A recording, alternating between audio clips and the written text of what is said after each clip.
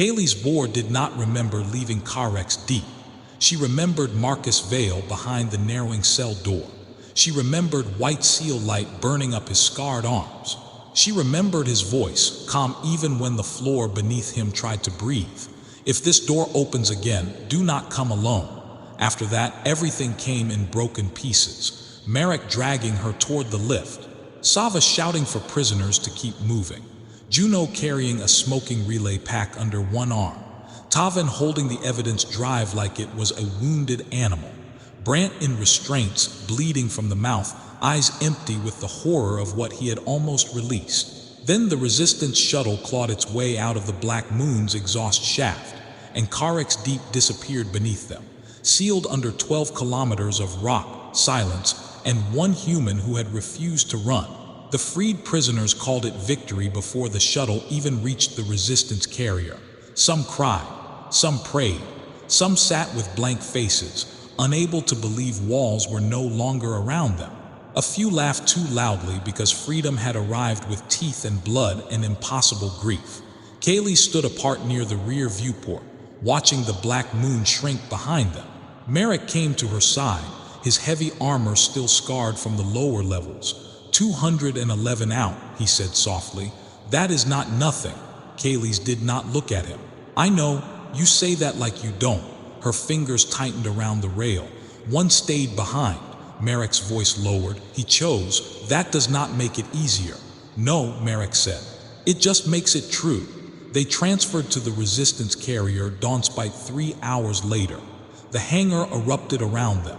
Medics pulling prisoners onto stretchers, rebels shouting names, families collapsing into each other, officers demanding counts, engineers locking down the shuttle for contamination scans. Kaylee's moved through it like a ghost wearing armor. Sava tried to send her to medical. Kaylee's refused. Juno tried to put a tool in her hand to make her feel useful. Kaylee's refused that too. Tavan finally approached with the small black evidence drive Marcus had left behind. He held it out carefully. Commander, he said, voice hoarse, it keeps asking for you. Kaylee's looked down. The drive surface pulsed with a single white line, faint and patient. Asking how, Tavan swallowed. It only unlocks when it hears your voice. They took it to the carrier's sealed briefing room. Sava came because Kaylee's looked one bad sentence away from collapsing. Merrick came because Brant was being brought in under guard, and Merrick wanted to stand near him with the kind of patience that looked like murder waiting for permission. Juno came because no lock in the galaxy could look interesting near her and survive untouched. Tavan came because he had carried the drive through Carex and would not let anyone take it from him now. Brant was shoved into a chair with his wrists bound, his ashen gray face hollow under the lights. No one spoke to him. No one needed to. His betrayal sat in the room before he did. Kaylee's placed the drive on the table. Marcus Vale, she said, forcing the name past the tightness in her throat. Open. The white line brightened. For a moment, nothing happened. Then a grainy projection formed above the table. Marcus appeared younger by years, though already tired in a way sleep would never fix. His beard was darker. His hands were less scarred. His eyes were the same. Sharp, kind in the most inconvenient way and already carrying too much. If you are seeing this, the recording said, then someone opened my door and lived long enough to leave. Good. That means I was wrong about one thing and I have never been happier to be wrong. Juno looked away. Sava covered her mouth. Kaylee stood completely still. Marcus continued. Carex Deep is not the only lock. The Empire did not build one prison over one nightmare. It built a network, then buried that network under corrections law, mining charters, quarantine orders, and prison budgets. Carex was lock site 1. There were 7 primary sites when my team found the truth. Maybe fewer now, maybe worse. The projection shifted to a star map. 7 points appeared across imperial space. Prison moons, abandoned mining arrays, military quarantine stations, 1 hospital colony officially lost to plague, and a deep-orbit labor facility that had supposedly been dismantled a century ago. Kaylee's felt the room grow colder. Merrick whispered 7. Brant closed his eyes. The map zoomed to 1 pulsing red marker. Lock Site 3, VARO array, warden signal active, containment failing. Marcus's recording flickered, then steadied. If Varro is awake, understand this. It does not work like Karex. Karex spoke through grief. Varro learned rescue. It calls like someone trapped. It begs like someone worth saving. It uses the best part of you first. His recorded eyes seem to find Kaylee's across time. And Kaylee's, if something there sounds like me, do not trust it. The briefing room stayed silent after the message ended. Then the comm console crackled without being touched. Juno spun toward it. That is not on our channel. A voice came through the speakers, weak, familiar, and impossible. Marcus Vale whispered, Kaylee's, open the door. The voice on the comm should have made Kaylee's vor move. It should have sent her to the console, to the signal trace, to the impossible hope hiding inside the static.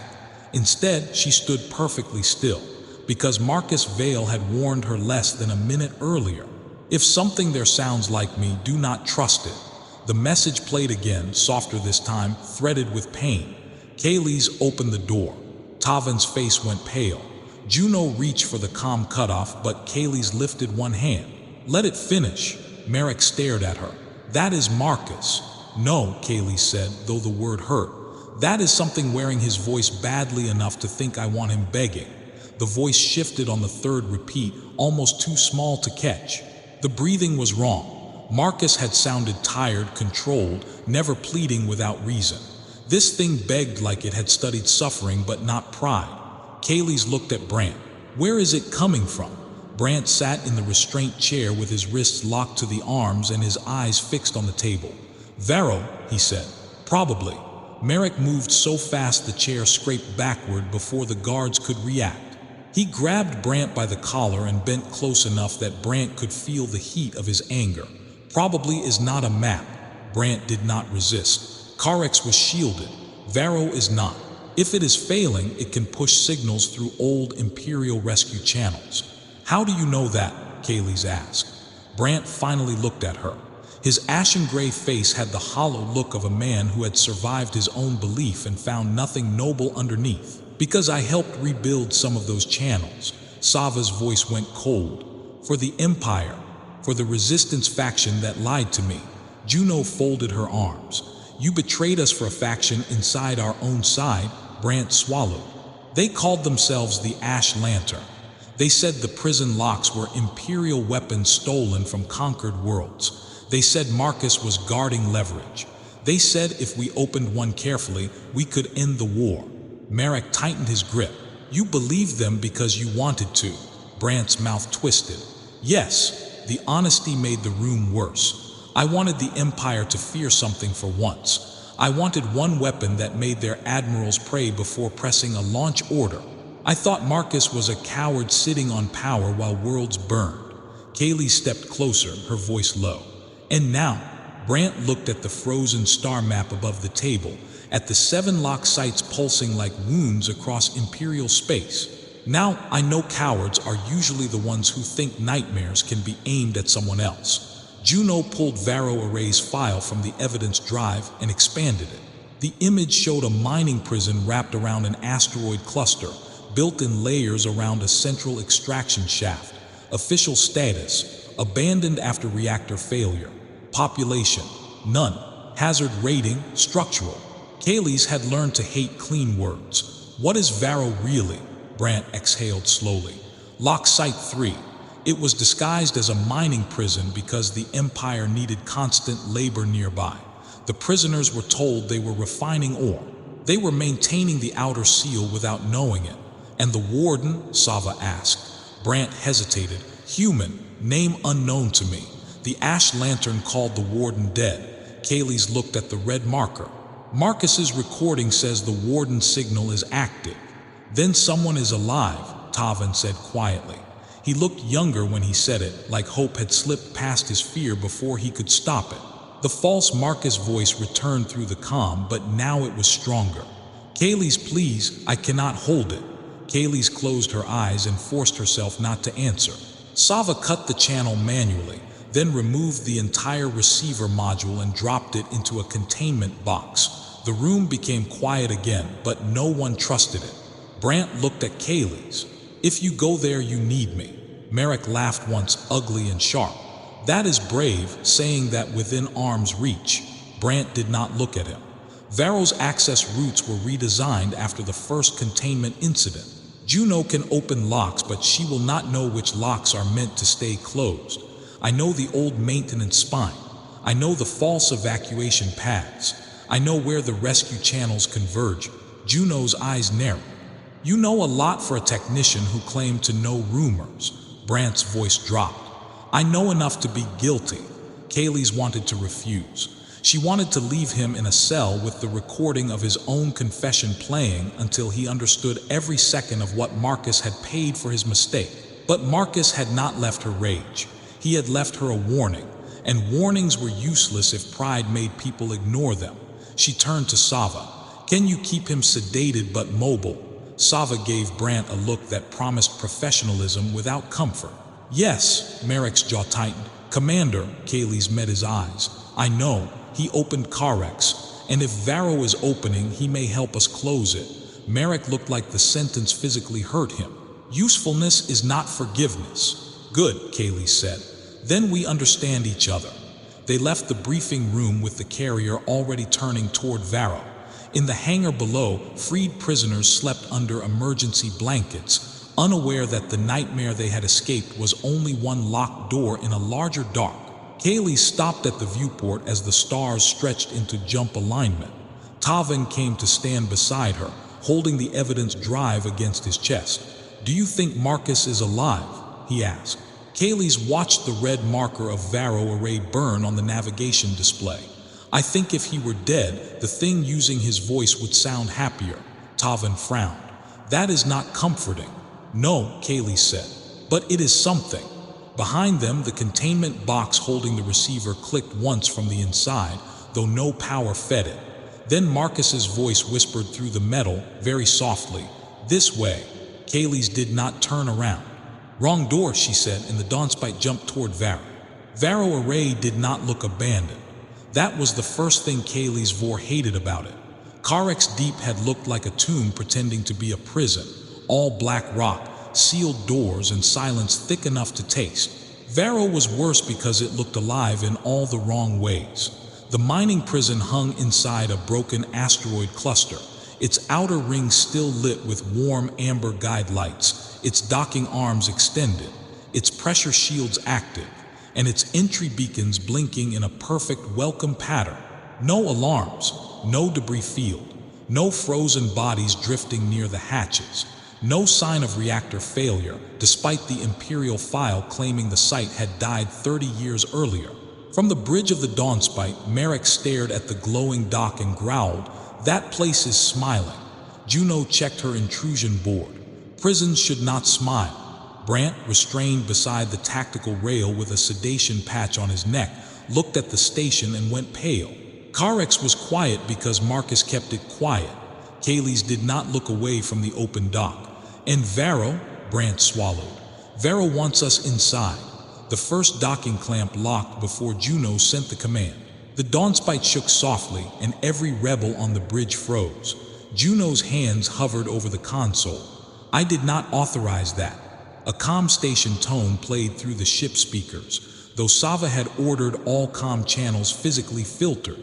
Rescue vessel confirmed. Survivors awaiting extraction. Tavin took one step back from the console. No, Kaylee's felt the old cold from Carex Deep return under her ribs. Cut external audio. Juno did. The voice continued for 2 more words before dying. Please hurry. Sava's jaw tightened. It knows exactly what to say.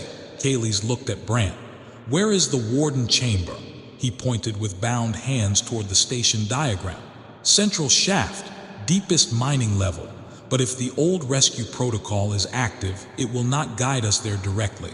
It will guide us to what it wants us to open. They boarded with a smaller team this time. Kaylee's, Merrick, Juno, Sava, Tavin, Brant under guard, and 8 rebel soldiers who had all heard Marcus's final warning twice before stepping off the ship. No one carried personal recordings. No one used open audio.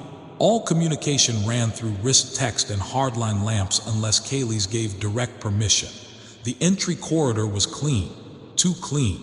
Prison walls should hold scratches, stains, dents, anything made by trapped hands and bad years. Varro's walls gleamed as if polished that morning. Warm lights blinked along the floor, guiding them inward. Juno knelt by the first security panel and frowned. Door opened itself before I touched it. Merrick lifted his rifle. Helpful architecture again, Brant whispered. Do not think anything here. Kaylee's glanced at him. I was not planning to.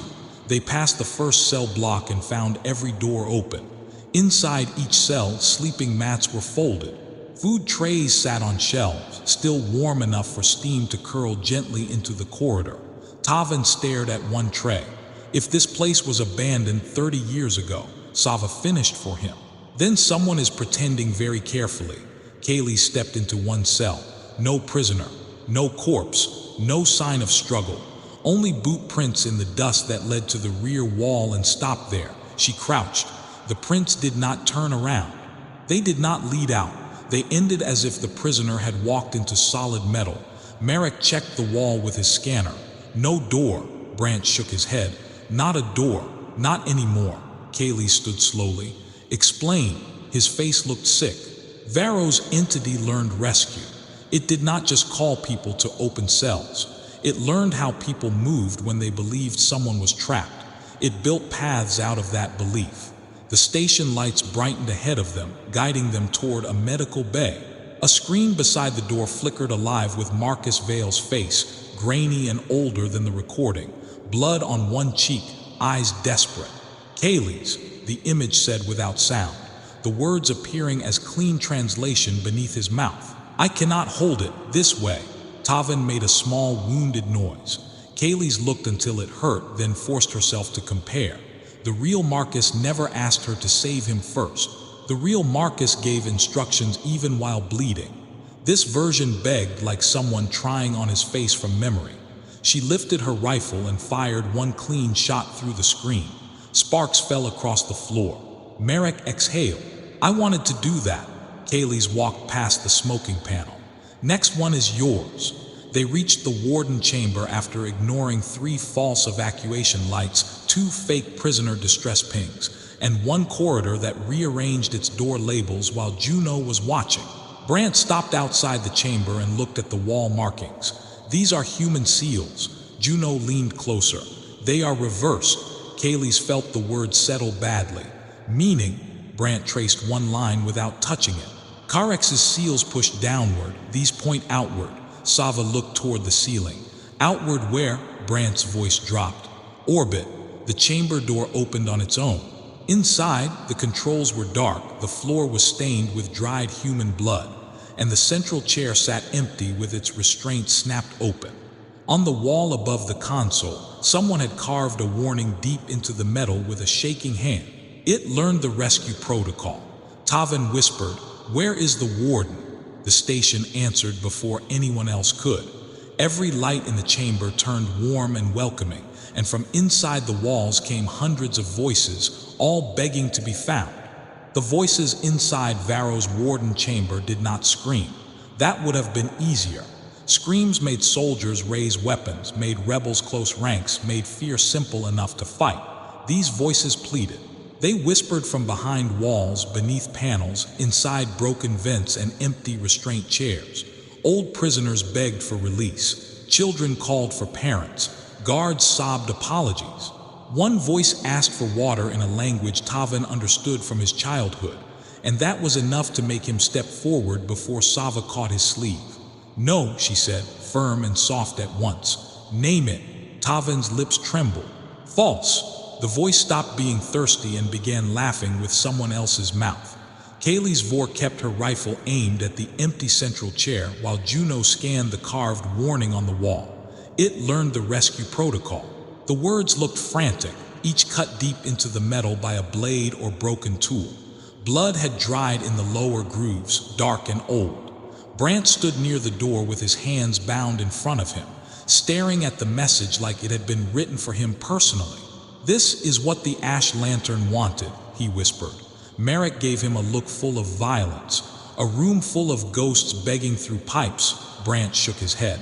"No, a system that could make good people open anything." Kaylee's turned toward him. And you still thought it was a weapon? Brant closed his eyes. I thought I was desperate. I did not realize desperation had made me useful. A heavy impact shook the outer ring before Merrick could answer. The floor lights shifted from warm amber to sharp imperial blue. Juno's scanner flashed with incoming signatures. Docking breach, military pattern. Kaylee's moved to the chamber entrance. Imperials, full strike team, Juno said. 20, maybe more. Merrick smiled without humor. Finally, something honest enough to shoot. Brant looked sick. If they fire inside the wrong corridor, Varro will use the panic. Sava checked her medical pack. Then nobody fires unless they must. Merrick stared at her. I hate civilized horror. The Imperial team reached them 7 minutes later, fast and disciplined, rifles raised, armor sealed, visors dark. Their commander stepped through the smoke of a breached security gate with one hand lifted, not in surrender but in controlled warning. He was tall for an Imperial officer, with dark iron-colored skin, white hair cut close to the skull, and a face carved into the kind of calm that had survived too many orders. His uniform carried the black insignia of Containment Command, not prison administration. Kaylee's Vor, he said. Lower your weapon. Kaylee's aimed directly at his chest. You first. He did not lower his rifle. Commander Urin Thal, Imperial Containment Authority. You are trespassing in a restricted stabilization site. Merrick muttered, that is a poetic way to say prison. Urin's gaze flicked to him, then to the empty warden chair. His expression changed by almost nothing, but Kaylee saw it. Fear, not of them, of the room. You know what this place is, Kaylee said. Urin's eyes returned to her. I know enough to understand that your rebellion may have endangered several systems today. Kaylee's laughed once, cold and disbelieving. Our rebellion? Your empire hid a living nightmare under a prison and fed it captives. Urin's jaw tightened. You think secrets are always chains. Sometimes secrets are walls. Then why did you build them out of prisoners? The question hit harder than a shot. One of Urin's soldiers shifted uncomfortably. The voices in the walls noticed and immediately changed, becoming Imperial command tones, calling ranks and orders from dead officers. Urin raised a fist and his team stilled. Do not answer any unauthorized audio. Helmet filters to visual command only. Kaylee's narrowed her eyes. You have protocols. Yes, so you knew, Urin's voice lowered. I knew the sites were dangerous. I did not know the origin of their maintenance stock. Sava's expression hardened. Maintenance stock? You mean prisoners? Urin did not defend the phrase. That made Kaylee's hate him less than she wanted to. The chamber doors slammed shut behind the Imperial team. Then the far exit sealed too. Juno spun to the panel. That was not me. Brant backed away from the wall. Varro locked us in. The warm guidance lights returned, tracing a glowing path from the warden chamber deeper into the station. A soft voice came through the walls in Marcus Vale's tone. This way. I found survivors. Kaylee's did not move. Neither did Urin. For one strange moment, rebel and Imperial soldiers stood side by side, all watching the same lie try to become mercy. Urin looked at Kaylee's. If we fight each other, it wins time. Kaylee's kept her rifle up. If I trust you, maybe you shoot me later. Possibly, Urin said. But not while the station is speaking with dead men. Before Kaylee's could answer, every cell door in the surrounding block opened at once. The sound rolled through the prison like 1,000 metal mouths exhaling. Merrick turned toward the corridor, weapon ready. I thought the cells were empty. They were. That was the horror. No prisoners stepped out. No bodies fell. Only the walls began to move. Behind the open cells, beneath the metal panels, shapes pressed outward from inside the structure. Human-sized impressions pushing against the walls as if bodies had been sealed into the architecture, and were now trying to remember how to be separate. Tavan whispered, "Where did the prisoners go?" Brant answered in a voice barely above breath. "They were never evacuated." One wall split with a wet metallic sound, and a hand made of pale membrane and old prison tags reached through. The voices became one invitation, gentle and hungry. "Rescue us." The first hand pushed through the cell wall slowly. not with the violence of a monster breaking free, but with the trembling weakness of someone begging to be saved. That was what made it horrible. Its fingers were pale, thin, and wrapped in old prison tags, each tag carrying a name Varro had stolen from someone who once existed. The voices behind the walls whispered together, not loudly, not wildly, but with terrible patience.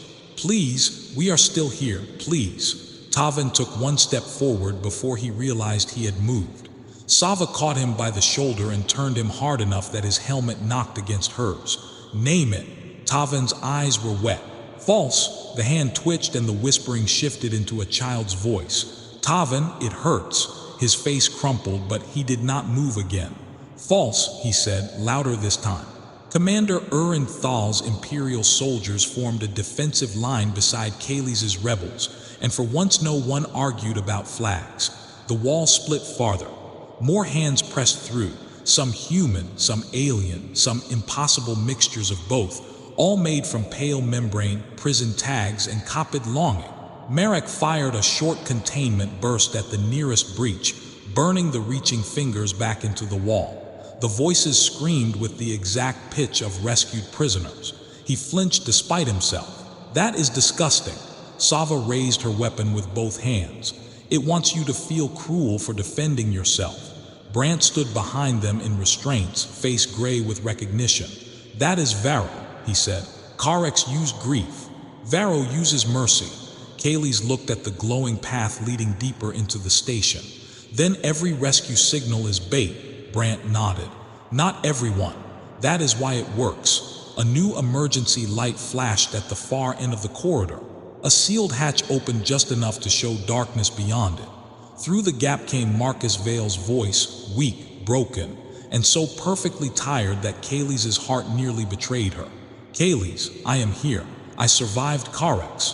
Please." Marek turned toward her at once. "No." Kaylee's did not answer.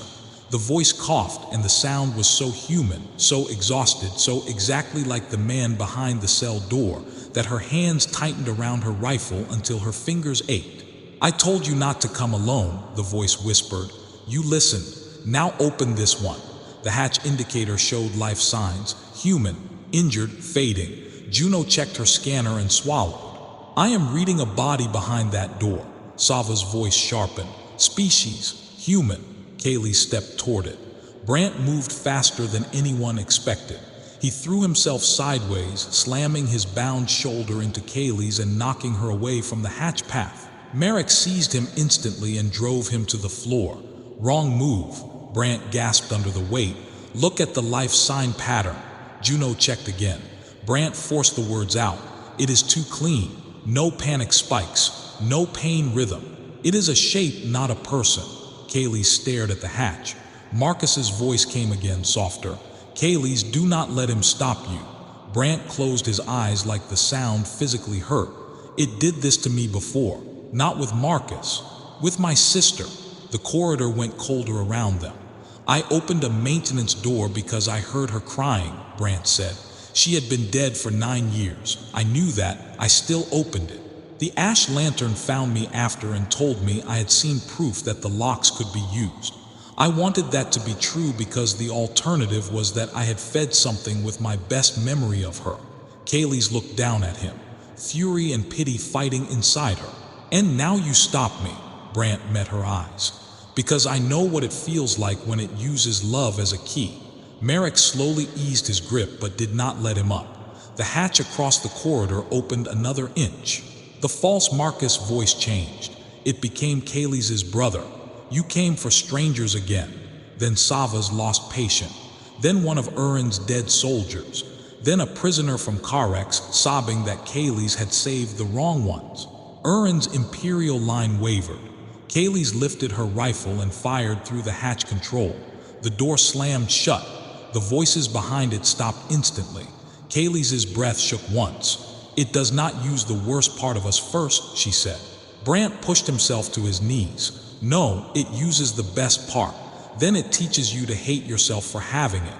The station shuddered. The warm rescue lights flickered, then went out one by one. In the sudden darkness, a single signal appeared on Juno's scanner. It was not rooted through the station speakers. It was not using Marcus's voice. It came through an old human hardline buried beneath the warden chamber, pulsing in short manual bursts like someone tapping from inside a sealed coffin. Juno stared. "This is different." Urin stepped closer.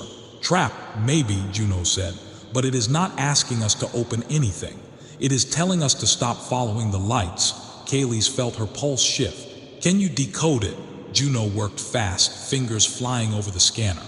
A narrow text line appeared, broken but readable.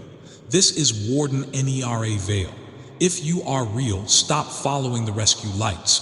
The corridor remained dark. The walls still breathed. Somewhere behind them, false prisoners kept whispering for help. But for the first time since entering Varo Array, Kaylee heard a message that did not beg. It warned. She looked at Brant, then at Urin, then toward the black root beneath the warden chamber. "That one sounds human," Merrick said. Kaylee nodded slowly. "Because it did not ask us to save her first." The root beneath the warden chamber did not open like a prison corridor. It opened like an old wound that had been bandaged badly and reopened too many times. Juno found the manual release behind a panel of reversed human seal marks, and when the hatch sank into the floor, warm air breathed up from below with the sour taste of old metal, old blood, and machinery that had never been allowed to sleep. Kaylee's Vor went first, rifle raised, with Merrick behind her and Brant between two rebels who still looked ready to shoot him if he stumbled in the wrong direction. Commander Urin Thal followed with 4 Imperial containment soldiers, their rifles lowered but ready. No one liked the arrangement. That was why it worked. The station around them still whispered through the walls, calling in voices that knew how to hurt, but the hardline signal below did not beg. It pulsed once every few seconds, steady and stubborn, like a heartbeat refusing to become music. The lower chamber was colder than the rest of Varo Array. It sat beneath the mining spine, inside the hollowed asteroid core, wrapped in white human seal lines and thick containment glass. At its center stood a vertical lock machine built around an old restraint chair, but the word chair felt wrong. It was more like a throne designed by people who hated thrones. All function, no pride, every surface scarred by repairs. A human woman sat inside it, alive but barely. She was thin, pale, dark-haired with silver streaks and strapped into a web of cables that entered the floor, the walls, and the machine behind her. Her eyes were open, tired, furious, human. A cracked display beside her chair flashed one line in broken translation. Warden Nera Vale, active. Kaylee lowered her rifle. Nera Vale. The woman's mouth moved, but no sound came through the chamber. Juno patched the hardline to Kaylee's wrist unit, and Nera's words appeared as text first, then as a rough mechanical voice. "If you followed the lights, you are dead. If you followed the warning, you are late." Merrick glanced at Kaylee's. Definitely related to Marcus somehow. Nera's eyes shifted toward him. Marcus always was too polite. Kaylee stepped closer despite Sava's warning hand on her arm. "Marcus is alive." Nera's expression changed by almost nothing, but in that nothing Kaylee saw years of discipline bend under hope. Unknown. Last confirmed Warden 1 signal ended at Carex after emergency closure. Kaylee swallowed. He closed the door. Nera looked at her for a long moment. Then he did his job. Urin moved closer, studying the machine with open horror now. "What is this place?" Nera's gaze sharpened on the Imperial insignia at his throat. A crime wearing a uniform. His jaw tightened, but he did not deny it. "I need the truth." "No," Nera replied. "You need consequence. Truth came first and your empire buried it." Brant flinched at that. Kaylee said, "Tell us what the warden line is." Nera closed her eyes once, gathering strength. After the first lock disasters, humans learned the entities did not attack matter first. They attacked response, grief, mercy, guilt, command obedience, rescue instinct. Most species broke because they either answered too quickly or followed protocol too completely. Humans broke too, but slower when trained. We could name our own pain while still acting. That made us useful. Sava whispered, "Useful is a terrible word." Nera's eyes opened. "Wardens do not get pretty words. The chamber display flickered, showing 7 locked sights across Imperial